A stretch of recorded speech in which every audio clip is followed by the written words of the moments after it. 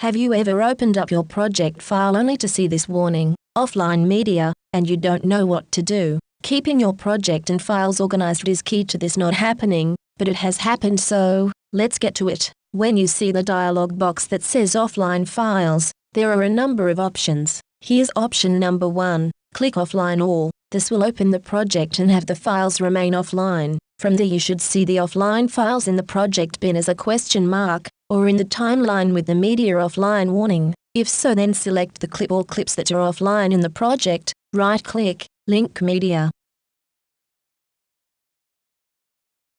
Then navigate to where you think the clip may be.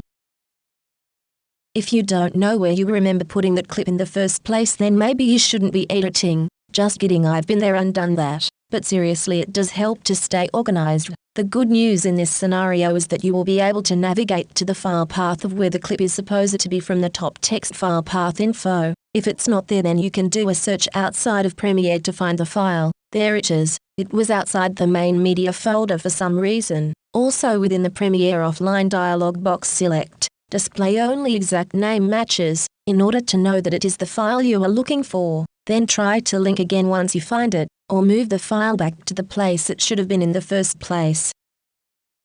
In my case, it should have been in the media folder.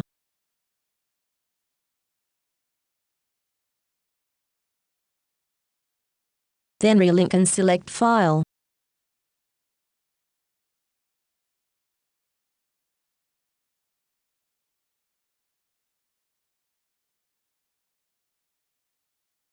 That's it.